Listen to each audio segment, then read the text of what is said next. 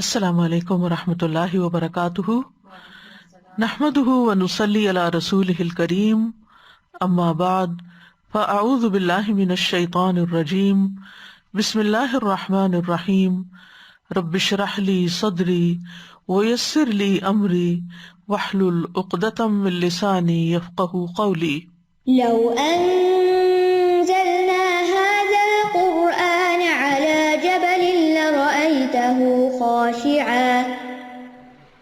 لرأيته خاشعا متصدعا من خشية الله وتلك الأمثال نضربها للناس لعلهم يتفكرون۔ امثال القرآن پروگرام کے سلسلے میں آج ہم نصیحت سے اعراض کرنے والوں کی مثال کے بارے میں پڑھیں گے، جس کا ذکر سورۃ المدثر میں ہوا ہے۔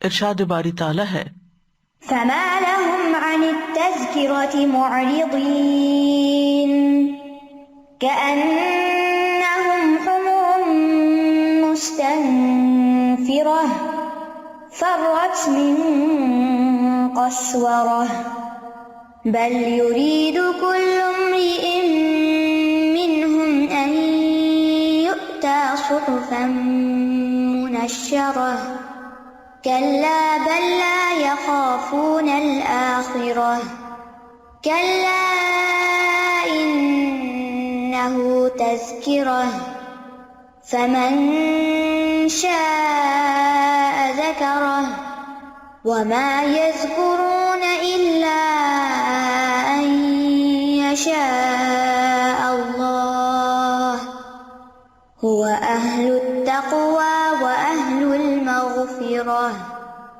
پھر انہیں کیا ہو گیا ہے کہ نصیحت سے منہ موڑ رہے ہیں، جیسے وہ بدکے ہوئے گدھے ہوں جو شیر کے ڈر سے بھاگ کھڑے ہوں، بلکہ ان میں سے ہر ایک یہ چاہتا ہے کہ اسے کھلی ہوئی کتاب دی جائے۔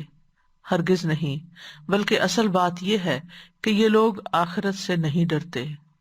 ہرگز نہیں، یہ تو ایک نصیحت ہے، اب جس کا جی چاہے اسے قبول کر لے، اور یہ لوگ نصیحت قبول نہیں کریں گے الا یہ کہ اللہ ہی ایسا چاہے۔ وہی اس بات کا اہل ہے کہ اس سے ڈرا جائے، اور وہی معاف کر دینے کا اہل ہے۔ یہ مثال سورۃ المدثر میں آئی ہے۔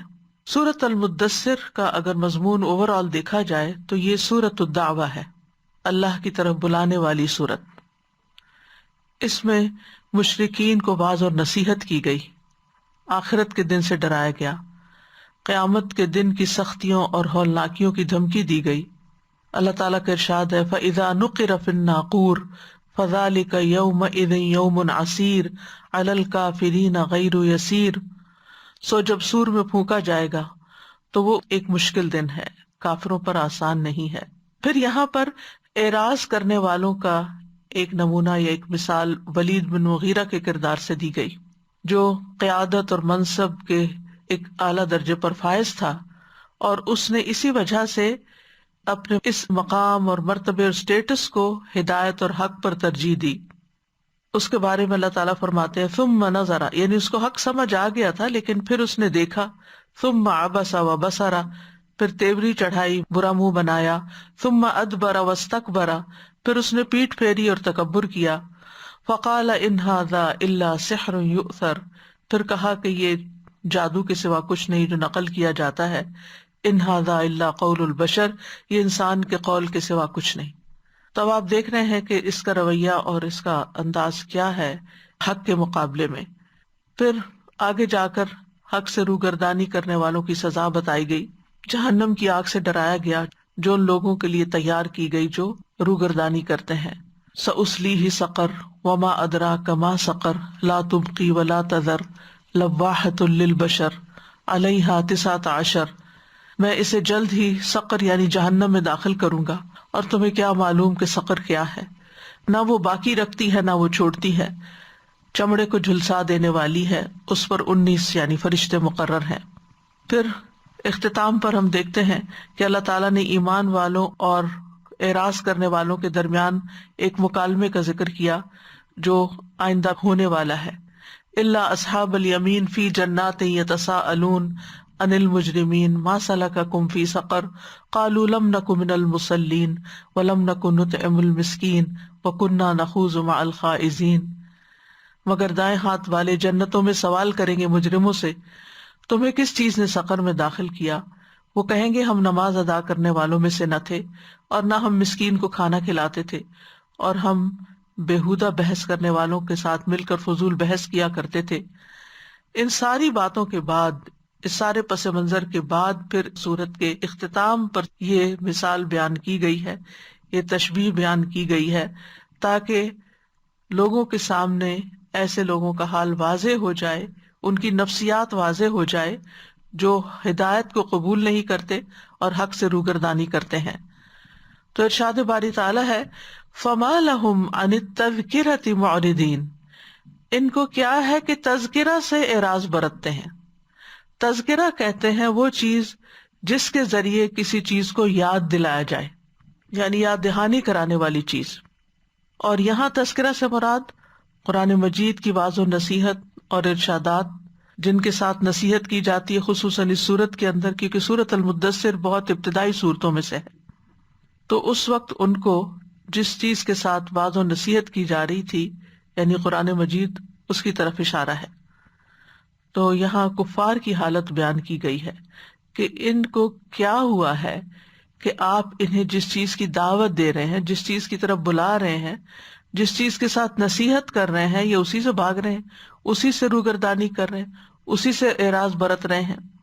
یعنی فما لہم، یعنی ایک طرح سے تعجب کا اظہار ہے، انہیں ہوا کیا ہے، ان کی مشکل کیا ہے، ان کی پریشانی کیا ہے.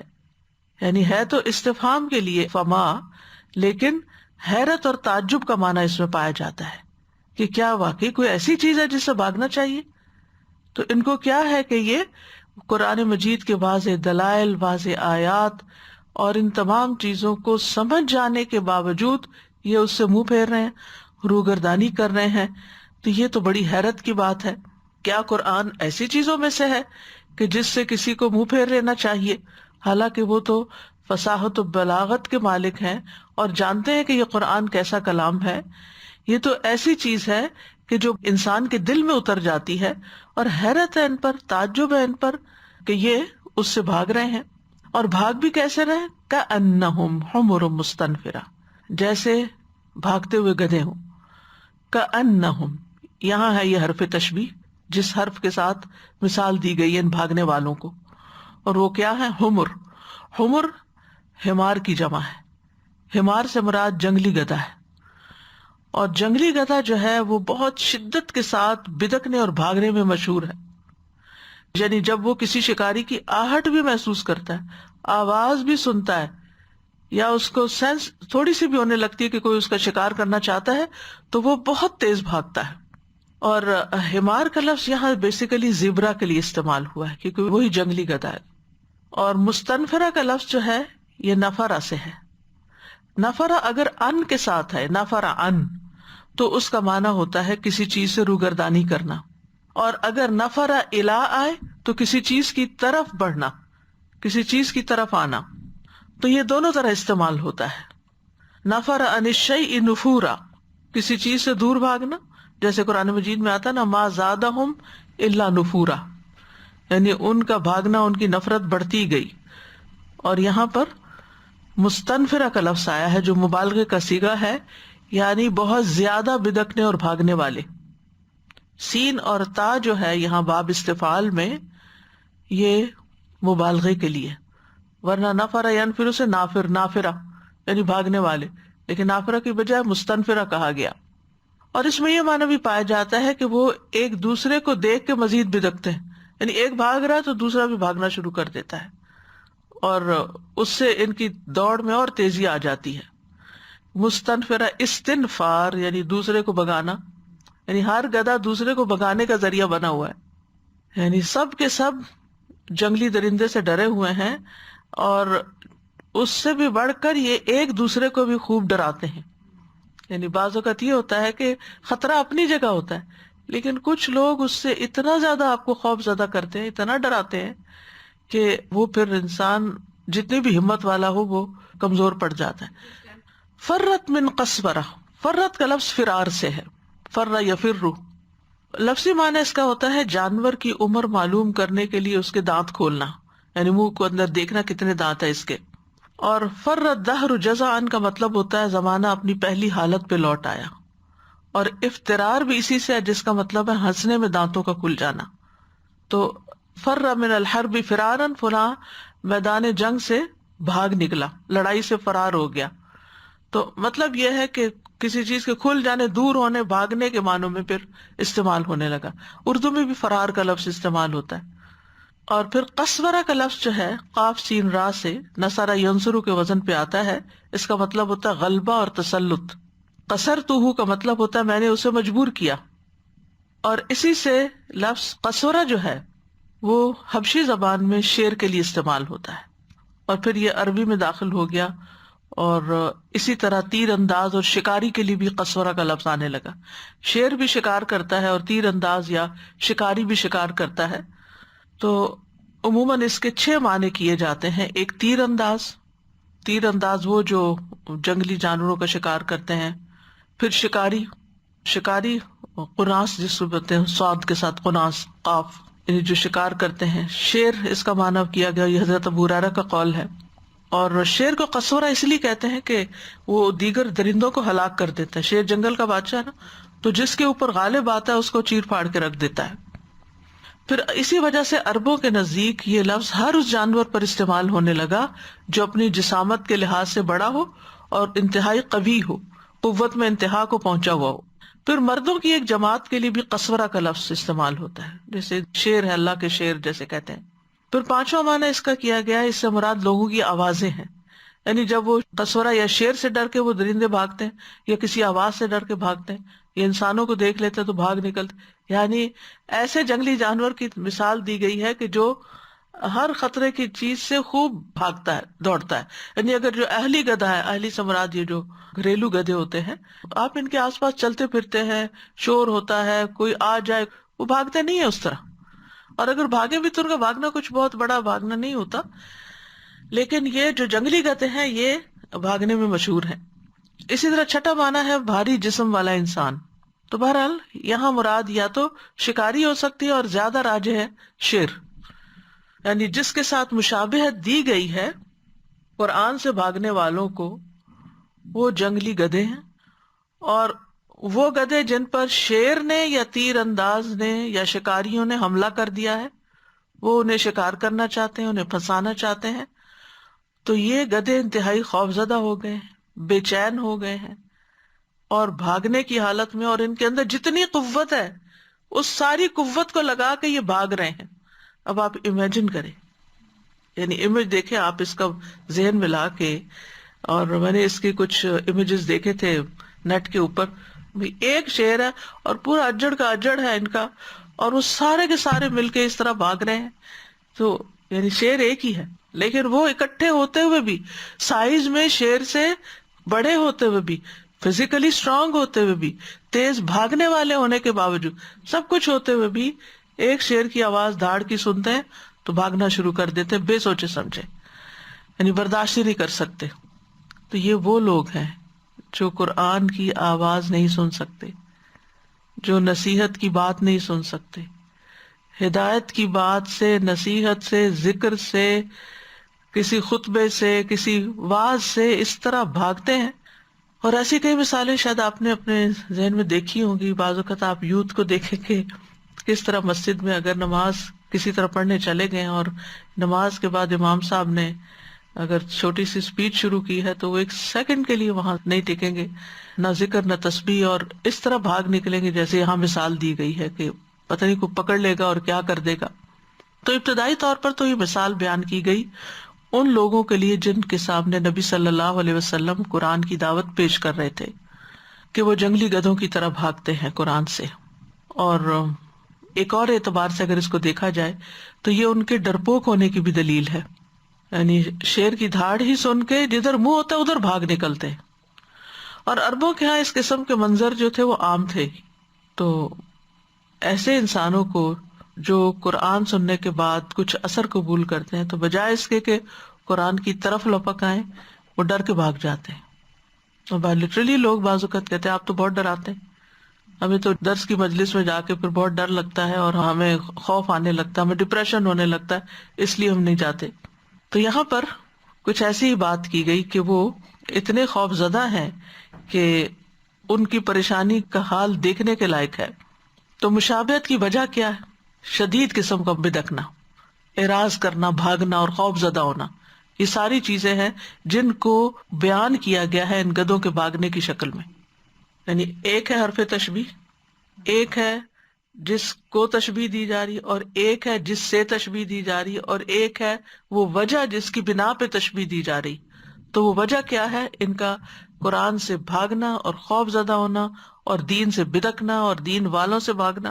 بل یرید کل امرئ منہم ان یؤتی صحفا منشرہ، بلکہ ان میں سے ہر شخص یہ چاہتا ہے کہ اس کو کھلے صحیفے دیے جائیں۔ یریدو کا لفظ اراد یریدو سے ہے، جس کا معنی ہوتا ہے کسی چیز کو حاصل کرنے میں کوشش کرنا۔ ارادہ اصل میں اس قوت کا نام ہے جس میں خواہش، ضرورت اور آرزو کے جذبات ملے جلے ہوں، یعنی خواہش بھی ہو، ضرورت بھی ہو اور آپ کی تمنا بھی ہو۔ صحف کا لفظ صحیفہ سے نکلا ہے۔ صحف، صحیفہ کہتے ہیں پھیلی ہوئی چیز کو، صحیفۃ الوجہ کہتے ہیں یعنی چہرے کا پھیلاؤ، اور ایسی چیز جس میں کچھ لکھا جاتا ہے وہ بھی صحیفہ کہلاتا ہے۔ اس کی جمع صحف اور صحائف آتی ہے، قرآن مجید میں آتا نا صحف ابراہیم و موسیٰ۔ اور منشرہ کا لفظ جو ہے یہ نشر کرنے سے، اردو میں بھی لفظ استعمال ہوتا ہے، کسی چیز کو پھیلانا۔ یہ کپڑے کو پھیلانے کے لیے بھی استعمال ہوتا ہے، صحیفے کو پھیلانے کے لیے۔ آپ کو پتہ پہلے کتابی شکل میں نہیں ہوتے تھے، اسکرول ہوتے تھے تو اس کو یوں پھیلا دیتے تھے، کھول کے انرول کرتے تھے۔ اسی طرح بارش کے آنے کے لیے بھی استعمال ہوتا ہے، نعمت کے عام کرنے کے لیے بھی، بات مشہور کر دینے کے لیے، نشر کر دی، تم نے کیا ساری دنیا میں اس کو نشر کر دیا۔ اور قرآن مجید میں آتا ہے وَإِذَا الصُّحُفُ نُشِرَتْ، جب دفتر کھولے جائیں گے۔ اسی طرح نشرہ کہتے ہیں وہ جو جھاڑ پھونک کرتے ہیں نا، اس کے لیے بھی لفظ استعمال ہوتا ہے۔ تو ایسا صحیفہ جو کھلا ہوا ہو، یعنی ایک تو رولڈ ہے نا، بند ہے، اور ایک ہے کھلا۔ کھلا کا مطلب یہ ہے کہ کھولنا بھی نہ پڑے، تو سامنے ہی آ جائے۔ تو یہاں پر صحف منشرہ ایسے رجسٹر یا صحیفے جو کھلے ہوں، لپیٹے ہوئے نہ ہو کہ کوئی بھی دیکھے تو ان کو پڑھ سکے۔ تو ان کی روگردانی اور ان کی ضد کی یہاں مزید وضاحت کی گئی کہ یہ نصیحت قبول کرنے کی بجائے عجیب غریب مطالبے کر رہے ہیں۔ ان میں سے ہر ایک یہ چاہتا ہے کہ جب صبح اٹھے تو سر کے پاس کھلی کتاب پڑھی ہو جو اس کو بتائے کہ محمد صلی اللہ علیہ وسلم اللہ کے رسول ہیں اور یہ سب کچھ حق ہے۔ وہ چاہتے کہ انڈیویجولی ان کو پرسنل میسیجز بھیجے جائیں۔ ایک ہوتا ہے نا کہ آپ گروپ میں میسج کر دیتے ہیں، سب لوگوں کے لیے کہیں پر اعلان کر دیتے ہیں تو لوگ اس پہ توجہ نہیں دیتے، پھر اگر آپ ان کو 1 by 1 کرتے ہیں تو وہ اس کو پھر تھوڑا سا سنجیدگی کے ساتھ لیتے ہیں۔ تو یہاں پر چونکہ ان کے اندر تکبر تھا، یہ اپنے آپ کو بڑی چیز سمجھتے تھے، یعنی جو مشرکین کے سردار تھے خاص طور پر، تو وہ ضد کی بنا پر، انا کی وجہ سے، محمد صلی اللہ علیہ وسلم سے ضد کی وجہ سے وہ کیا چاہتے تھے کہ بجائے اس کے کہ سب کا پیغام ان پر اتارا جائے، ہم میں سے ہر ایک کے پاس نبوت آنی چاہیے، ہم میں سے ہر ایک کے ساتھ الگ الگ بات ہونی چاہیے کیونکہ ہم زیادہ امپورٹنٹ لوگ۔ بل یرید کل امرئ منہم ان یؤتی صحفا منشرہ، ایک تو یہ معنی ہو سکتا ہے ان کو اللہ کی کتاب دے دی جائے صحف صحیفہ سے، ایک معنی یہ بھی علماء نے کیا کہ وہ چاہتے کہ ان کو جہنم سے بچاؤ کا پروانہ مل جائے، اور ایک معنی یہ بھی کہ احکام پر مشتمل کتاب مل جائے۔ اور ماوردی نے کہا ہے کہ قریش کے کافروں نے کہا کہ بنی اسرائیل کے لوگ جب کوئی گناہ کرتے تو اسے کاغذ کے ایک ٹکڑے پر لکھا ہوا پاتے، ہمیں کیا ہے کہ ہم اسے ایسا کچھ نہیں پاتے، یعنی ان کو تو لکھ کر دیا جاتا تھا، ہمیں کیوں نہیں ملتا، واللہ عالم۔ تو کفار مکہ کا نبی صلی اللہ علیہ وسلم سے جو یہ مطالبہ تھا، اس کے بارے میں یہ بھی آتا ہے کہ ابو جہل، عبداللہ بن ابی اور امیہ وغیرہ جو بڑے بڑے سردار تھے، انہوں نے کہا تھا کہ ہم ایمان نہیں لائیں گے یہاں تک کہ ہم میں سے ہر ایک کے پاس الگ الگ کتاب آئے اور اس میں یہ بھی لکھا ہوا ہو کہ یہ فلاں بن فلاں کی طرف سے بھیجی گئی، اور اس میں یہ بھی لکھا ہوا ہو کہ محمد صلی اللہ علیہ وسلم کی پیروی کرو، وہ میری طرف سے رسول ہے، جو تمہاری طرف بھیجے گئے ہیں. تو بہرحال یہ ان کے اندر ایک ضد تھی، انا تھی جو بہت راسخ ہو چکی تھی، جم چکی تھی، اس لیے کوئی نصیحت ان پر اثر نہ کی. اس کو سورۃ الانعام میں بھی بیان کیا گیا ہے. وَإِذَا جَاءَتْهُمْ آیَةٌ، پہلے تو کہتے کوئی نشانی لاؤ، جب نشانی آ جاتی ہے تو کیا کہتے ہیں؟ قَالُوا لَن نُؤْمِنَ، ہم بالکل نہیں مانیں گے، حَتَّى نُؤْتَى مِثْلَ مَا أُوتِيَ رُسُلُ اللَّهِ، یہاں تک کہ ہمیں وہ نہ دیا جائے، ویسا نہ دیا جائے جو اللہ کے رسولوں کو دیا گیا ہے. یعنی وہی کتابیں، وہی صحیفے، وہ سب کچھ ہمیں بھی ملنا چاہیے. اللہ اعلم حیث یجعل رسالتہ، اللہ کو زیادہ پتا ہے کہ وہ اپنی رسالت کہاں رکھے. اور اس کے علاوہ بھی طرح طرح کے مطالبے تھے ان کے، کہ وہ کیا کہتے تھے کہ زمین سے کوئی چشمہ جاری کر دیا جائے، یا محمد صلی اللہ علیہ وسلم کے لیے کھجوروں اور انگوروں کا باغ ہو اور اس میں نہریں بہ رہی ہوں، اور آسمان کو یا پھر ٹکڑے کر کے ہمارے اوپر گرایا جائے، یا پھر یہ کہ اللہ تعالیٰ اور فرشتوں کو سامنے لے آئے محمد صلی اللہ علیہ وسلم، یا یہ کہ ان کے لیے سونے کا گھر ہو، یا وہ آسمان پہ چڑھ جائے. ہم پھر بھی نہیں چڑھنے کا یقین کریں گے، یہاں تک کہ وہاں سے خود جا کے کتاب لے کر ہمارے پاس آئے جسے ہم پڑھیں. بل یرید کل امرئ منہم ان یؤتی صحفا منشرہ، یعنی یہ سارے مطالبے بھی پورے ہو جائیں نا، تو آخر میں یہ ہے کہ پہلے آسمان پہ جا کے کتاب لا کے دکھائے ہمیں کہ یہ تمہارے لیے آئی ہے. تو اس کا جواب آپ نے کیا دیا؟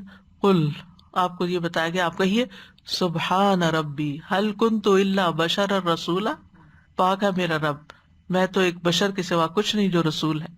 فرمایا کلا بل لا یخافون الآخرہ، ہرگز نہیں، بلکہ یہ آخرت سے نہیں ڈرتے. اب ان کی حماقتوں سے ان کو روکنے کے لیے ایک ڈانٹ ان کو پلائی گئی ہے. یعنی یہ جو مطالبہ کرتے ہیں کہ ان کے پاس کتاب آئے، رسول آئے، کھلے کھلے صحیفے آئیں، اور اگر ایسا نہیں ہوا تو وہ نہیں مانیں گے.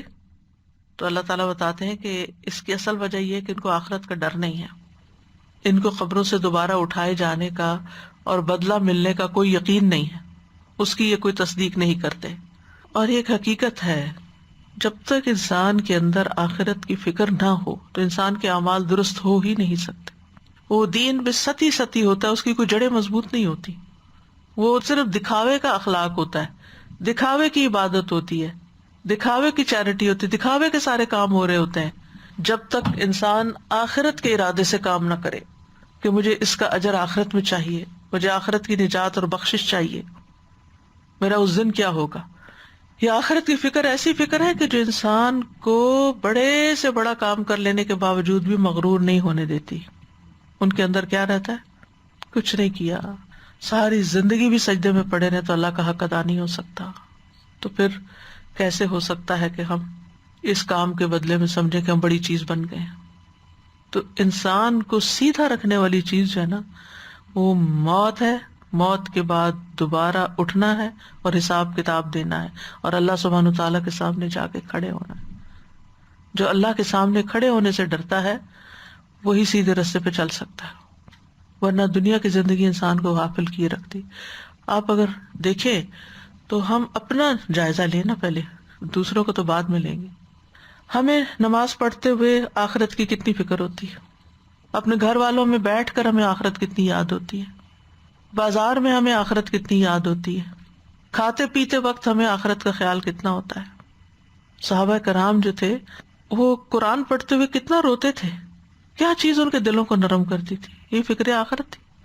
حضرت ابوبکر جیسے مضبوط انسان جو ہجرت کے سفر میں آپ کے ساتھ تھے، آپ کی سپورٹ کے لیے، کس طرح وہ روتے تھے. قریش کی عورتیں اور بچے آ کے دیکھتے تھے، ان کا رونا دیکھ کے متاثر ہوتے تھے. ہمیں قرآن پڑھتے ہوئے آخرت کتنی یاد رہتی ہے. تو من اراد الآخرۃ وسعى لها سعيها وهو مؤمن فاولئک کان سعیهم مشکورا. تو جو آخرت کا ارادہ کر لے، ہمیں سوچنا چاہیے کہ ہم نے اس کا ارادہ کر لیا کہ یہ سب کچھ میرا وہاں کے لیے. ہم چھوٹا سا کام کرتے ہمیں تعریف چاہیے، چھوٹی سی چیز ہو گئی تو ہم ڈسہارٹ ہو گئے، چھوٹی سی بات ہو گئی تو ہم بھاگنا شروع ہو گئے، یہ کام میں چھوڑ رہی ہوں، میں وہ نہیں کر سکتی، میں یہ نہیں کر سکتی، یہ نہیں ہوتا مجھ سے، بہت دعائیں کر لی، بہت عبادت ہو گئی. یہ سب کچھ دنیا کے لیے کر رہے تھے نا، اسی لیے تو استقامت نہیں آئی. تو یہ بہت بڑا مرض ہے انسان کے اندر، کسی نہ کسی سطح پر انسان کے اندر جو پایا جاتا ہے کہ کلا بل لا یخافون الآخرہ، کہ آخرت کا خوف نہیں رہتا، تو پھر ساری خرابیاں ہوتی. لوگوں کے ساتھ لڑائی جھگڑے، فتنے فساد، بد اخلاقیاں، الزام تراشیاں، ضد، یہ سب اس لیے ہے کہ آخرت کا خوف نہیں۔ اگر انسان کو پتا ہو کہ میں کسی کے ساتھ اتنے حساب کتاب کر رہا ہوں اور اس کے پیچھے پڑا ہوں، کل میرا بھی حساب ہونا ہے۔ وہ بنی اسرائیل کا ایک شخص جو لوگوں سے قرض کا لین دین کرتا تھا تو اپنے غلاموں سے کہتا تھا جو اس کی لکھت پڑھت کرتے تھے کہ اگر کوئی شخص مجبور ہو تو اس کو مہلت دینا، اور جو نہ دے سکے اس کو درگزر کر دینا، معاف کر دینا، قرضہ ہی معاف کر دینا۔ تو جب وہ فوت ہوا تو اللہ سبحانہ وتعالیٰ نے اس وجہ سے اس سے درگزر کیا کہ وہ لوگوں سے درگزر کرتا رہتا تھا۔ تو جب تک آخرت کو سامنے رکھ کے نیک اعمال نہ کیے جائیں اس وقت تک نیکی نیکی نہیں ہے، وہ پھر صرف دکھاوا ہے یا بس ایک اوپری خانہ پوری ہے یا ایک لیپا پوتی ہے۔ کلا بل لا یخافون الآخرہ، اس لیے یہ بڑی بڑی باتیں کرتے ہیں۔ کلا انہ تذکرہ، ہرگز نہیں، یہ تو ایک نصیحت ہے۔ دوبارہ ڈانٹ پڑی ہے، کلا حرف زجر ہے، یعنی ان کو ہرگز کوئی کھلی کتابیں نہیں دی جائیں گی، ان کو کوئی اور نصیحت نہیں کی جائے گی سوائے قرآن کے ساتھ کے، قرآن ہی واعظ کے لیے کافی ہے۔ کلا ہرگز نہیں، تمہاری ساری باتیں غلط، انہا تذکرہ، یہ ہے نصیحت۔ فمن شاء ذکرہ، جس کا دل چاہتا ہے نصیحت لے لے۔ ذکرہ کا لفظ ذکر سے ہے، ذکر یاد دہانی کے لیے بھی آتا ہے، ذکر کا لفظ کبھی دل یا زبان پر کسی چیز کے حاضر ہونے کے معنی میں آتا ہے، اسی لیے کہا جاتا ہے کہ ذکر دو طرح کا ہوتا ہے، ایک قلبی ہوتا ہے، ایک لسانی ہوتا ہے۔ پھر ان میں سے بھی ایک دو قسم پر ہے، ایک ہے بھولنے کے بعد کوئی چیز یاد آنا، اور دوسرا ہے بغیر بھولے کسی چیز کو ہمیشہ یاد رکھنا، یاد سے محو ہی نہ ہونے دینا۔ اللہ کا ذکر کرو کا کیا مطلب ہے؟ اگر بھول جائے دوبارہ شروع کر دو یاد آنے پر، ورنہ تو ہونا کیا چاہیے کہ کسی وقت بھولو ہی نہ۔ ذکر تو یہ ہے کہ بھولو ہی نہ۔ تو فمن شاء ذکر، جس کا جی چاہتا ہے نصیحت لے، یعنی قرآن سے رہنمائی لینا ہر ایک کے لیے ممکن ہے، یعنی قرآن کو پڑھنا، اس کو یاد کرنا، اس کو سمجھنا، جو بھی چاہے اس سے یہ فائدہ اٹھا سکتا ہے۔ فمن شاء، لیکن اصل بات ہے شاء کی، چاہت کی، کیونکہ قرآن ایک نصیحت ہے۔ سورۃ مزمل میں بھی آتا ہے ان ھذہ تذکرہ فمن شاء اتخذ الی ربہ سبیلا، یقیناً یہ ایک نصیحت ہے تو جو چاہے اپنے رب کی طرف راستہ بنا لے۔ وما هو الا ذکر للعالمین، سورۃ القلم میں آتا ہے، حالانکہ وہ تو تمام جہانوں کے لیے نصیحت کے علاوہ کچھ نہیں۔ سورۃ یاسین میں آتا ہے ان هو الا ذکر وقرآن مبین لینذر من کان حیا، وہ تو سراسر نصیحت اور واضح قرآن کے سوا کچھ نہیں تاکہ اسے ڈرائے جو زندہ ہو۔ اللہ نے ذکر کے لیے قرآن کو بہت آسان بنایا۔ وَلَقَدْ يَسَّرْنَا الْقُرْآنَ لِلذِّكْرِ فَهَلْ مِن مُدَّكِرٍ، سورۃ مریم میں آتا ہے فَإِنَّمَا يَسَّرْنَاهُ بِلِسَانِكَ لِتُبَشِّرَ بِهِ الْمُتَّقِينَ وَتُنذِرَ بِهِ قَوْمًا لُدًّا، سو اس کے سوا کچھ نہیں کہ ہم نے اسے تمہاری زبان میں آسان کر دیا ہے تاکہ تم اس کے ذریعے متقی لوگوں کو خوشخبری دو اور ان لوگوں کو ڈراؤ جو سخت جھگڑالو ہیں۔ سورۃ دخان میں آتا فَإِنَّمَا يَسَّرْنَاهُ بِلِسَانِكَ لَعَلَّهُمْ يَتَذَكَّرُونَ، سو حقیقت یہی ہے کہ ہم نے اسے تمہاری زبان میں آسان کر دیا ہے تاکہ وہ نصیحت حاصل کریں۔ تو بات یہ ہے کہ اگر اللہ کا کلام آسان نہ ہوتا، سمجھنے کے لائق نہ ہوتا، اس کو کوئی پڑھ نہ سکتا، کوئی سمجھ نہ سکتا۔ یہ کوئی فزکس کیمسٹری کی کتاب نہیں کہ جس کے لیے آپ کو لازماً کوئی استاد چاہیے کہ وہ آپ کو ایکسپلین کرے، یا کوئی شعر و شاعری نہیں، کیونکہ بہت دفعہ شعر و شاعری بھی آپ دیکھیں خود سے سمجھ نہیں آتی، اس کو سمجھانا پڑتا ہے۔ لیکن قرآن مجید کے اکثر مضامین اور مفاہیم ایسے ہیں کہ آپ معمولی عربی بھی جانتے ہیں تو پتہ چلتا جاتا ہے کہ بات کیا ہو رہی ہے، کیا سمجھایا جا رہا ہے۔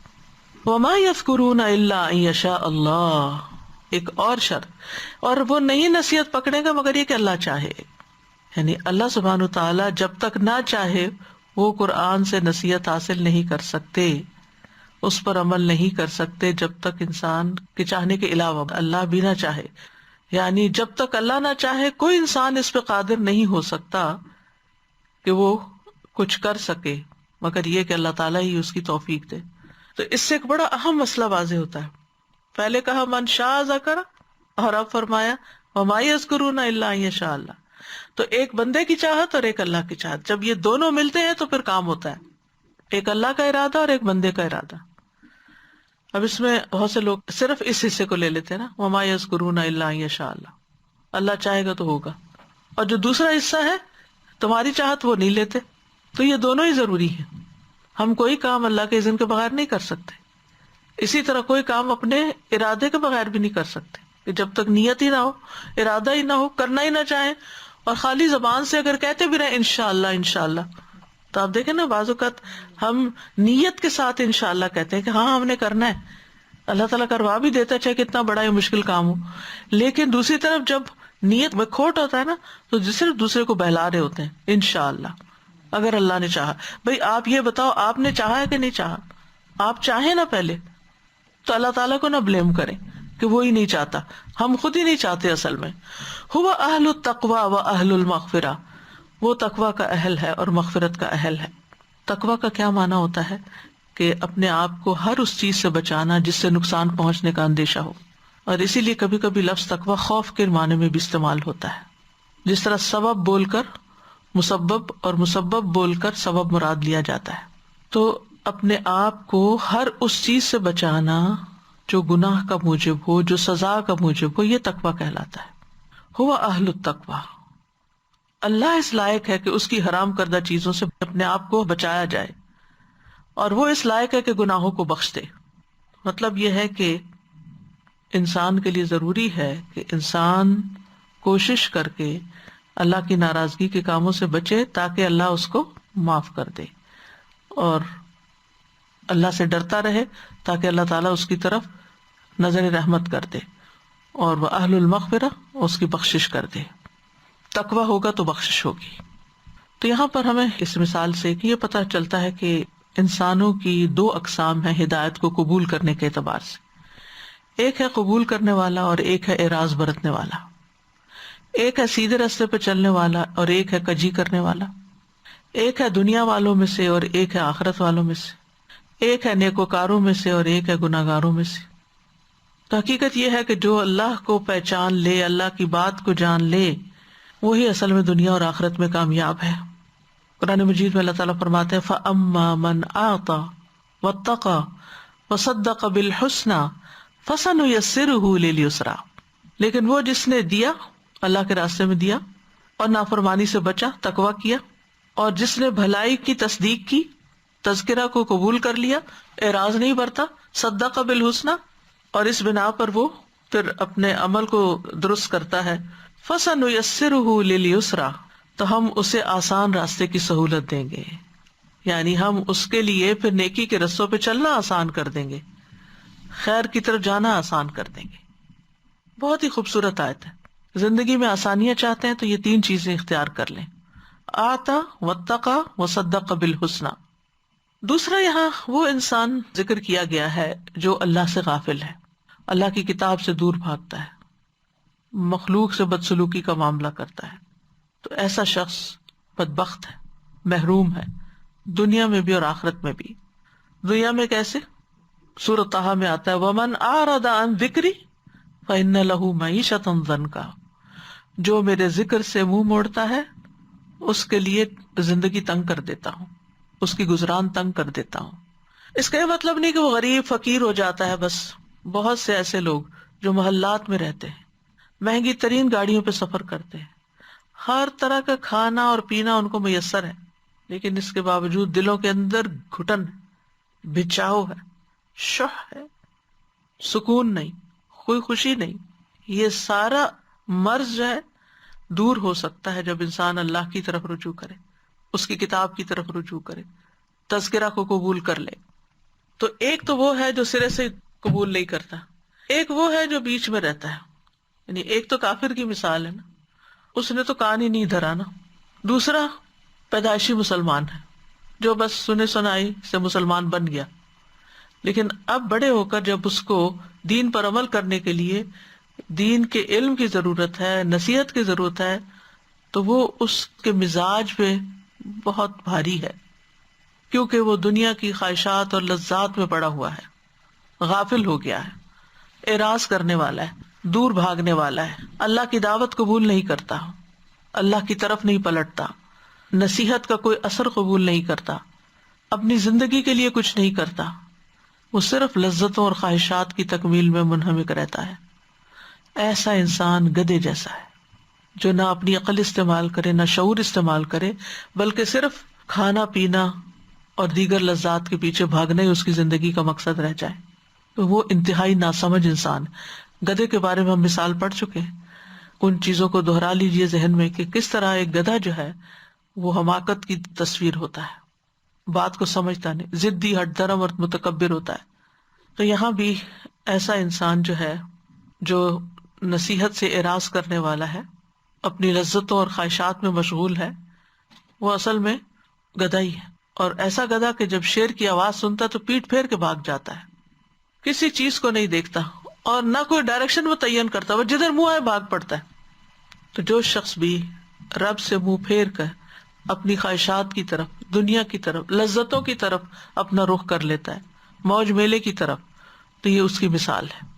یعنی جو دنیا کو نہیں چھوڑ سکتا, دنیا کی رونقوں کو نہیں چھوڑ سکتا. تو یہاں ایسے شخص کو حمار وحشی سے تشبیہ دی گئی ہے. اور اس سے مراد, جیسے کہ میں نے پہلے بھی عرض کیا, کہ زیبرا لیا جاتا ہے کیونکہ یہ جنگلی گدھا ہے. حمار وحشی اس کو کہتے ہیں. رسول اللہ صلی اللہ علیہ وسلم کے زمانے میں یہ جانور موجود تھا. ابو قتادہ نے جس جنگلی گدھے کا شکار کیا تھا وہ یہی تھا. عمرے کے لیے جب جا رہے تھے احرام پہنے ہوئے, تو وہ ابو قتادہ جو تھے وہ نہیں پہنے ہوئے تھے اور وہ پھر شکار کر رہے تھے. جزیرۃ العرب میں زیبرا پایا جاتا تھا. یہ اصل میں زیبرا جو تھا یہ افریقی نسل سے ہے اور ایسٹ افریقہ اور ساؤتھ افریقہ میں کثرت سے پایا جاتا ہے. تو جب یورپ اور ایشیا کو ملانے والی یہ نہر سویز نہیں بنی تھی, تو یہ ہوتا تھا کہ یہ جانور جو تھے افریقہ سے مائگریٹ کر کے جزیرۃ العرب میں بھی آ جاتے تھے. لیکن اب بیچ میں پانی آ گیا, جس کی وجہ سے جہاز تو گزر رہے ہیں مگر ان جانوروں کا آنا جانا بند ہو گیا, جس کی وجہ سے یہاں ان کی پیدائش ختم ہو گئی. زیبرا جو ہے یہ بھاری جسم کا ہوتا ہے, پتلی ٹانگیں ہوتی ہیں, دم لمبی ہوتی ہے, سر بھی لمبا ہوتا ہے, گردن بھی لمبی اور اس پہ چھوٹے چھوٹے بال ہوتے ہیں. اور یہ مخلوق سبزی خور ہے, دن کا بیشتر حصہ گھاس کھانے میں گزرتا ہے. کبھی کبھار پتے, جھاڑیوں کی پھلیاں اور چھال بھی کھاتے ہیں. تازہ گھاس اور پانی کے لیے مسلسل سفر کرتے ہیں, چلتے رہتے ہیں. جہاں مرضی کی چیز ملی کھائے پیا پھر چل دیے. اور کہتے ہیں کہ یہ سب چراگاہوں کی تلاش میں بعض اوقات ہزاروں میل کا سفر طے کر لیتے ہیں کہ وہ اپنا پیٹ بھر سکیں اور اپنی پیاس بجھا سکیں. یہ ایک سوشل جانور ہے, مل جل کے رہتے ہیں, اکٹھے رہتے ہیں گروہوں کی شکل میں, جن کو ریبڑ کہتے ہیں. اور جب وہ کھانا کھانے کے لیے نئے میدانوں کی طرف ہجرت کرتے ہیں تو ان کی تعداد ہزاروں پر مشتمل ہوتی ہے, اور اپنے سفر کے دوران دوسرے چرنے والوں کے ساتھ بھی مل جاتے ہیں. اگر آپ بلڈر بیسٹ کے نام سے سرچ کریں تو آپ کو بڑے بڑے جم غفیر نظر آئیں گے ان کے. یہ حملہ آور جانور بھی ہے, اگر کوئی حملہ کر دے تو سارا گروپ مل کے پھر جواب دیتا ہے. اور بظاہر دیکھنے میں بہت خوبصورت ہے, زبردست ڈیزائن ہے اس کی اسکن پر, لیکن اگریسو بھی بہت ہے. اگر یہ کاٹ جائے یا لات مار جائے تو یہ اتنا شدید ہوتا ہے کہ جس سے بہت نقصان ہو سکتا ہے, انسان مر بھی سکتا ہے. زیبرا کو پال نہیں سکتے, بجائے اس کے بڑا خوبصورت ہے, سب کچھ ہے, آپ اپنے گھر کے گارڈن میں لا کے اس کو باندھ نہیں سکتے. جیسے گھوڑوں اور گدھوں کو اللہ نے ہمارے لیے مسخر کیا ہے, تو زیبرا بھی ہے تو اسی قسم کی شکل کا, لیکن یہ ہمارے لیے مسخر نہیں ہے. اور بعض لوگوں نے کوشش بھی کی کہ اس کو بطور سواری استعمال کیا جائے, لیکن یہ ہاتھ نہیں آیا, قابو نہیں آیا, نہیں کر سکے. اس کی شخصیت ہی ایسی ہے کہ وہ اکثر جگہوں سے بھاگ نکلتے ہیں, ہاتھ نہیں آتے. تو ان کی بقا کے لیے شاید ضروری ہے کہ یہ کم دوستی رکھیں, اور انسانوں سے تو بالکل دوستی نہ رکھیں تاکہ وہ ان کو ذبح کر کر کے کھا ہی نہ لیں. اس کے برعکس جو گھریلو گدھا ہوتا ہے وہ انسانوں سے مانوس ہوتا ہے, گھریلو کاموں میں پانی لانا لے جانا اور سامان کی برد حتیٰ کہ سواری کے لیے بھی استعمال ہوتا ہے, لیکن یہ اس کے مقابلے میں کسی کام کا نہیں. اب آپ دیکھیے جب اس سے تشبیہ دی گئی ایسے انسان کو, تو اس سے گدھے کی ساری شخصیت کا اگر آپ مطالعہ کریں, اس کی ہیبٹس کا, اس کی سائیکالوجی کا, ایسے انسانوں کو پھر اس سے تشبیہ دیں, ان جیسا دیکھیں کہ جو نصیحت سے اور قرآن سے اور خیر کی بات سے دور بھاگتے ہیں. تو اس مثال سے جو باتیں ہمیں سمجھ آتی ہیں وہ سب سے پہلی بات یہ کہ نصیحت کی بات سننی چاہیے, اس میں دلچسپی لینی چاہیے, چاہے نفس پہ کتنا ہی گراں ہو. اور آپ دیکھیں گے کہ ایک دفعہ اگر آپ سننا شروع کر دیتے ہیں نا, تو پھر آہستہ آہستہ اس سے مانوس ہو جاتے, پھر آپ کو مشکل بھی نہیں لگتی, پھر آپ کے دل میں وہ جگہ بنانے لگتی ہے. اللہ سبحانہ تعالیٰ جس کے ساتھ بھلائی کا ارادہ کرتا ہے اس کو حق بات سنوا دیتا ہے. وَلَوْ عَلِمَ اللَّهُ فِيهِمْ خَيْرًا لَأَسْمَعَهُمْ وَلَوْ أَسْمَعَهُمْ لَتَوَلَّوْا وَهُمْ مُعْرِضُونَ. اگر اللہ ایسے لوگوں میں کچھ بھی بھلائی دیکھتا تو انہیں سننے کی توفیق بخش دیتا, اور اگر وہ انہیں یہ توفیق دے بھی دیتا تو بے رخی کے ساتھ پیٹ پھیر جاتے. یعنی اللہ تعالیٰ زبردستی کسی کو نہیں سناتا. حدیث میں بھی آتا نا من یرید اللہ بہ خیرا یفقہہ فی الدین، جس کے ساتھ اللہ بھلائی کا ارادہ کرتا ہے اللہ تعالیٰ اس کو دین کی سمجھ دے دیتا ہے. اور مومن کی صفت بھی حدیث میں یہ بتائی گئی ہے کہ جب اسے نصیحت کی جاتی ہے تو وہ بعض و نصیحت قبول کرتا ہے، وہ بات سن لیتا ہے، وہ سمجھتا ہے، وہ عمل کرتا ہے. اور نصیحت سنتے وقت مومن کا رویہ کیا ہوتا ہے؟ انما المؤمنون الذین اذا ذکر اللہ وجلت قلوبہم واذا تلیت علیہم آیاتہ زادتہم ایمانا وعلی ربہم یتوکلون. سچے مومن تو وہ ہیں کہ جب ان کے سامنے اللہ کا ذکر کیا جائے تو ان کے دل کانپ اٹھتے ہیں، اور جب اللہ کی آیات انہیں سنائی جائے تو ان کا ایمان اور بڑھ جاتا ہے اور وہ اپنے رب پر بھروسہ رکھتے ہیں. لیکن اس کے برعکس غیر مومن کیا ہے؟ بشیرا و نذیرا فاعرض اکثرهم فهم لا يسمعون. نبی صلی اللہ علیہ وسلم کو اللہ تعالیٰ نے بشارت دینے والا، ڈرانے والا بنا کر بھیجا تو ان کے اکثر نے منہ موڑ لیا، وہ سنتے ہی نہیں. وقالوا قلوبنا فی اکنہ، کہنے لگے کہ ہمارے دل تو پردوں میں. بنی اسرائیل نے بھی یہ کہا تھا نا، قلوبنا غلف. تو یہ بھی کہتے فی اکنۃ مما تدعونا الیہ، جو باتیں تم ہمیں بتاتے ہو، جس چیز کی طرف تم ہمیں دعوت دیتے ہو ہماری سمجھ میں نہیں آتی. وفی آذاننا وقر، کانوں میں بھی بوجھ ہے. ومن بیننا وبینک حجاب، ہمارے اور تمہارے درمیان ایک حجاب ہے، یعنی ہماری کمیونیکیشن نہیں ہو سکتی. اسی طرح وہ شور کرتے تھے جب کوئی آیات ان کو پڑھ کے سنائی جاتی تھی. وہ کہتے تھے لا تسمعوا لہذا القرآن والغوا فیہ لعلکم تغلبون. نصیحت قبول کرنے کی بجائے، یعنی وہ بدکنے والا گدھا ہے نا، دوسروں کو بھی ڈراتا ہے اور دوسروں کو بھی منع کرتا ہے، تو یہ اوروں کو بھی روکتے تھے. وہ کہتے تھے شور مچا دو، ہنگامہ کر لو تاکہ تمہارا دفاع ہو سکے، تمہارے کانوں میں کوئی بات نہ پڑے. نان سیریس ایٹیٹیوڈ ہوتا ہے. یعنی کچھ لوگ اگر کسی ایسی مجلس میں پکڑا کے لائے بھی جائیں تو وہ توجہ سے بات نہیں سنتے. سورۃ الانبیاء میں آتا ہے ما یأتیہم من ذکر من ربہم محدث الا استمعوہ وہم یلعبون. بس کھیلتے ہوئے ہی نصیحت لیتے ہیں، توجہ نہیں کرتے، سنجیدگی سے نہیں لیتے، سوچتے نہیں اس کے بارے میں. تو اللہ سبحانہ تعالیٰ کے نزدیک سب سے ناپسندیدہ بات یہ ہے کہ کوئی کسی سے کہے کہ اتق اللہ، اللہ سے ڈرو، اور وہ کہے علیک بنفسک، تم اپنی خبر لو. یعنی کوئی اگر نصیحت کرے انڈیویجول آپ کو ون آن ون بیس پہ یا کلیکٹیولی کسی درس میں، خطبے میں، جمعے میں، عید میں، کہیں بھی، تو اس پر مومن کا رویہ کیا ہونا چاہیے؟ بات سن لے. لیکن آپ دیکھیں کہ ہمارا عملی طور پر رویہ کیا ہوتا ہے. اگر ہمیں کوئی تھوڑی سی بات سمجھانے کی کوشش کرے ہم پہلے ڈیفینسو ہونا لگتے ہیں، پھر دوسروں کو بلیم کرنا شروع کر دیتے ہیں. میں نے غلطی کی اس لیے کہ فلاں نے غلط کیا تھا. بھئی یہ کوئی جواز ہے؟ تو نصیحت کی بات سن کر اپنا رویہ نہیں بدلتے، عمل نہیں تبدیل کرتے، گدھوں جیسے ہیں. جیسے گدھے کو بات سمجھ نہیں آتی، ان کو بھی سمجھ نہیں آتی، اور پھر نصیحت کرنے والوں سے ہی دور بھاگنے لگتے ہیں یا کانوں میں انگلیاں دے لیتے ہیں، سننا ہی نہیں چاہتے. تو نصیحت سے اعراض جو ہوتا ہے اس کے لیے قرآن مجید میں کئی لفظ استعمال ہوئے ہیں. ایک تو اعراض کا لفظ ہے جو 50 سے زیادہ مقامات پر آیا ہے. دوسرا تولی ہے، فَإِن تَوَلَّوْا، اگر پھر جائیں، فَإِنَّمَا عَلَيْكَ الْبَلَاغُ الْمُبِينُ. پھر سدود کا لفظ آتا ہے، رأیت المنافقین یصدون عنک صدودا. آپ منافقوں کو دیکھتے ہیں کہ وہ منہ موڑ لیتے ہیں آپ سے، صاف منہ موڑنا. پھر افوق آتا ہے، افق سے، یؤفک عنہ من افک، قیامت سے وہی بہکایا جاتا ہے جو پہلے سے بہکایا گیا. پھر ادبار آتا ہے، ثم ادبر واستکبر. یہ سارے لفظ جو ہیں اعراض کی مختلف صورتیں بتا رہے ہیں. پھر یہ ہے کہ اعراض میں ایک شکل یہ ہے کہ اللہ کی آیات سے روگردانی کرنا، ٹھیک ہے. ومن اظلم ممن ذکر بآیات ربہ ثم اعرض عنہا. اس سے بڑا ظالم کون ہے جسے اس کے رب کی آیات کے ساتھ نصیحت کی گئی پھر اس نے منہ پھیر لیا، یعنی منہ موڑ کے چلا گیا، نصیحت قبول ہی نہیں کی. سورۃ طٰہٰ میں آتا ہے وَقَدْ آتَيْنَاكَ مِن لَّدُنَّا ذِكْرًا مَنْ أَعْرَضَ عَنْهُ فَإِنَّهُ يَحْمِلُ يَوْمَ الْقِيَامَةِ وِزْرًا. اور یقیناً ہم نے تجھے اپنے پاس سے ایک نصیحت عطا کی ہے، جو اس سے منہ پھیرے گا یقیناً قیامت کے دن وہ ایک بڑا بوجھ اٹھائے گا. اب یہ کون سی نصیحت ہے؟ اسی آیت میں تو جواب ہے وَقَدْ آتَيْنَاكَ مِن لَّدُنَّا ذِكْرًا، قرآن کی نصیحت، اس سے مراد قرآن ہے. پھر اسی طرح ایک اور جگہ پر آتا ہے قُلْ هُوَ نَبَأٌ عَظِيمٌ أَنْتُمْ عَنْهُ مُعْرِضُونَ. کہہ دیجئے بے شک وہ بہت بڑی خبر ہے جس سے تم منہ پھیرنے والے ہو. تو ایک ہے قرآن سے اعراض برتنا، دوسرا ہے کہ کائنات کی نشانیوں میں کچھ غور نہ کرنا.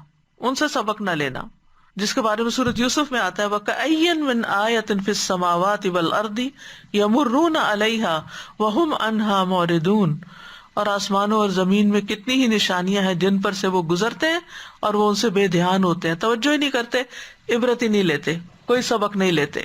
سورۃ الانبیاء میں آتا ہے وَجَعَلْنَا السَّمَاءَ سَقْفًا مَحْفُوظًا وَهُمْ عَنْ آيَاتِهَا مُعْرِضُونَ، ہم نے آسمان کو محفوظ چھت بنایا اور اس کی نشانیوں سے منہ پھیرنے والے۔ اب دیکھیے اس دور میں کتنے ہی لوگ سفر کیے ہیں انہوں نے، اور مختلف مشنز پر ہیں، خلائی مشنز پر، لیکن ان میں سے کتنے اللہ کی قدرت اور وسعت کو دیکھ کے مسلمان بھی ہوئے ہوں۔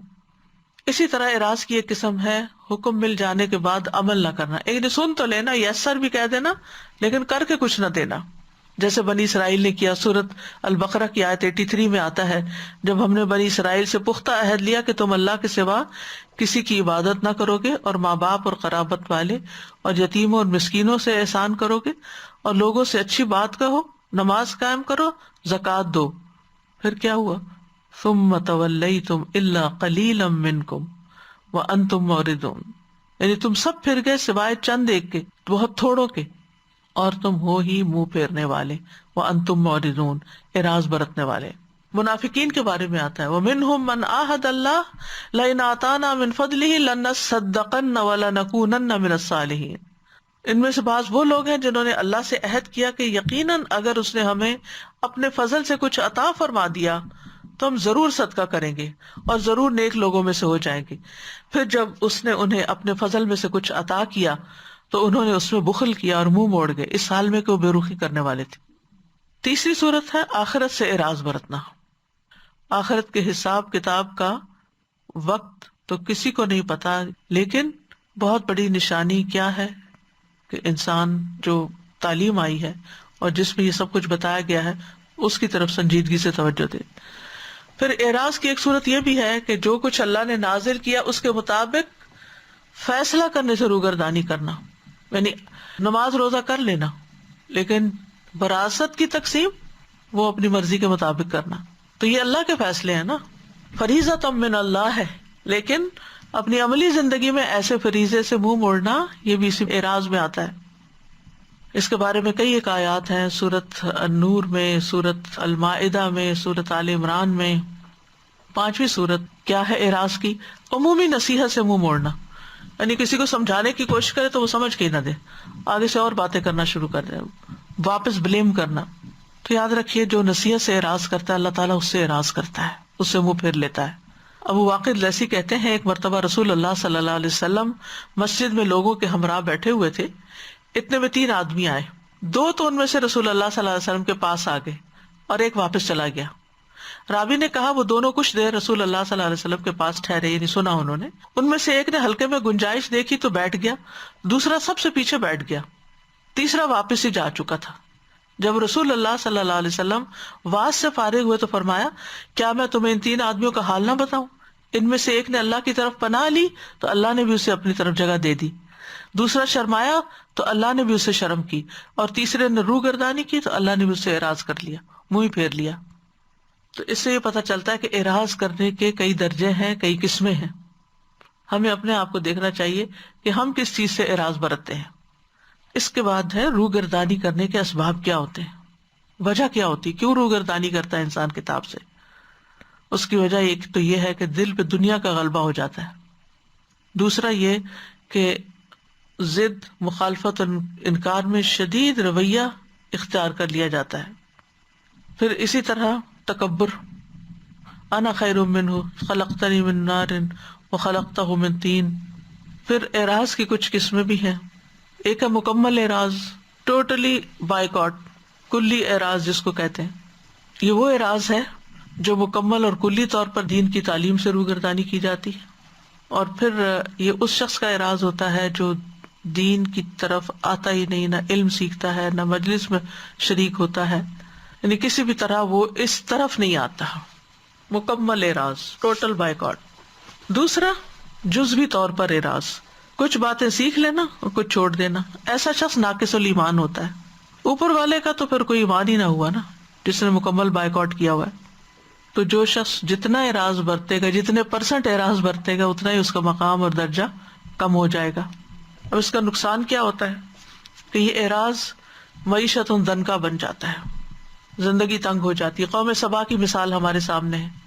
کس طرح؟ فَأَعْرَضُوا کا لفظ آتا ہے. فَأَعْرَضُوا, انہوں نے اعراض برتا. فَأَرْسَلْنَا عَلَيْهِمْ سَيْلَ الْعَرِمِ, تو ہم نے ان کے اوپر بند توڑ سیلاب بھیج دیا. اہل مکہ کو بھی تنبیہ کی گئی.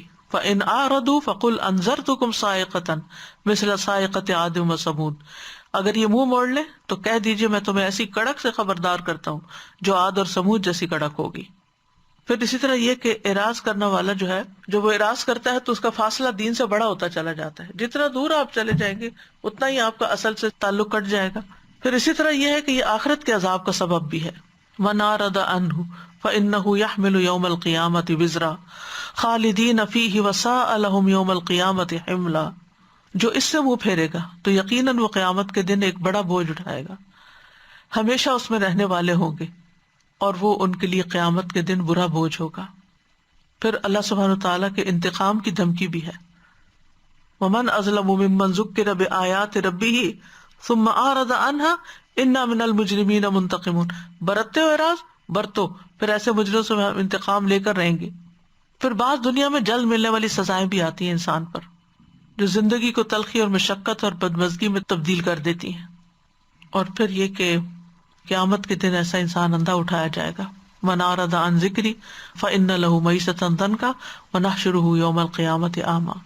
اعراض کرنے والوں کے لیے طرح طرح کی پریشانیاں اور غم ہوتے ہیں. ابن الجوزی کہتے ہیں اللہ سے روگردانی کرنا اور دنیا کی طرف متوجہ ہونا پریشانیوں اور غموں کی وجہ بنتا ہے. پھر جب انسان اعراض کرتا ہے ذکر سے تو دل اوروں کی محبت میں ایسا مشغول ہو جاتا ہے کہ جو اسے اللہ کی یاد بھلا دیتے ہیں. پھر شیطان اور برے ساتھی مسلط ہو جاتے ہیں. موت کے بعد سخت سزا ملتی ہے, قیامت کے دن سخت رسوائی ملتی ہے. تو اعراض کرنے والی چیزوں میں سب سے بڑی چیز قرآن ہے, کہ لوگ قرآن کو چھوڑ جائیں, قرآن سے منہ موڑ لیں, نہ اس کو سنیں, نہ اس پر ایمان لائیں, اور ان تمام چیزوں کو چھوڑ دیں جو قرآن کے احکامات ہیں, جو قرآن ہمیں حکم دیتا ہے. نہ خود عمل کریں, نہ کسی اور کو کہیں, نہ اس کے مطابق فیصلے کریں, نہ اس میں غور و فکر کریں. تو کرنے کے کاموں میں کیا ہے؟ عملی نکات کیا ہیں کہ نصیحت کی بات کو خوشی سے قبول کرنا, قرآن کے احکامات سن کر بوجھل نہ ہونا بلکہ خوش دلی سے اس پہ عمل کرنا, قرآن سے اعراض کرنے سے ہر صورت بچنا, چاہے قرات کی صورت ہو یا احکامات کی روگردانی ہو. پھر یہ کہ اللہ کا ڈر ہونا چاہیے انسان کے اندر, کیونکہ وہی تقویٰ اور مغفرت کا اہل ہے. اللہ تعالی ہمیں عمل کی توفیق عطا فرمائے. سمعنا واطعنا غفرانک ربنا والیک المصیر. اللہم انی اسألک الہدی والتقی والعفاف والغنی. اللہم اہدنی وسددنی. اللہم احسن عاقبتنا فی الامور کلها واجرنا من خزی الدنیا وعذاب الآخرہ. یا اللہ تو ہمارے دلوں کو ہدایت پہ آنے کے بعد ٹیڑھا نہ کرنا, اور ہم سے مرتے دم تک دین کی اور قرآن کی خدمت لیتے رہنا. یا رب العالمین تمام بیماروں کو صحت عطا فرما. یا اللہ سارے دکھی لوگوں کے دکھ دور فرما. یا رب العالمین ہر ایک کی پریشانی دور فرما. یا اللہ تو اپنی رحمت فرما دے اور ساروں کے اوپر جو مشکل وقت آیا ہے اس کو اپنی رحمت سے دور کر دے. ربنا تقبل منا انک انت السمیع العلیم وتب علینا انک انت التواب الرحیم. سبحان ربک رب العزت عما یصفون وسلام علی المرسلین والحمد للہ رب العالمین. لے کے قرآن سمجھائیں, اور اتنی حیرت ہوتی ہے کہ بچہ کیسے پڑھتا ہے. یہ اللہ تعالیٰ کا اتنا بڑا معجزہ ہوتا ہے کہ وہ فر قرآن پڑھ رہا ہو اور سمجھتا بھی ہے اگر اس کو سمجھایا جائے. کل ایک بچی کا اتنا پیارا میسج آیا مجھے, 10 سال کی بچی, اور وہ دورہ قرآن سن رہی ہے اور وہ سمجھتی ہے اچھا بھلا, تو توجہ سے سن رہی. اسی طرح کچھ عرصہ پہلے ایک بچے کی مدر کا فون آیا, انہوں نے بچے سے بھی بات کروائی. انہوں نے شاید 8 سال میں حفظ کر لیا, اور اس کے بعد قرات اور گرامر, اور ابھی شاید 10-11 سال کا, اور کیا کچھ وہ سیکھ رہا ہے. تو یہ ہے کہ یعنی ہم بہانے کرتے رہتے ہیں کہ ہماری عمر زیادہ ہو گئی ہے, یا ابھی تو بچے ہیں اور ابھی جوانی کی مصروفیات ہیں. تو جنہوں نے کرنا ہوتا ہے کچھ کام وہ کر جاتے ہیں, نیت اور رغبت ہونی چاہیے. لو أنزلنا هذا القرآن على جبل لرأيته خاشعا متصدعا من خشية الله وتلك الأمثال نضربها للناس لعلهم يتفكرون. وآخر دعوانا ان الحمد للہ رب العالمین. سبحانک اللہم وبحمدک اشہد ان لا الہ الا انت استغفرک واتوب الیک. السلام علیکم ورحمۃ اللہ وبرکاتہ.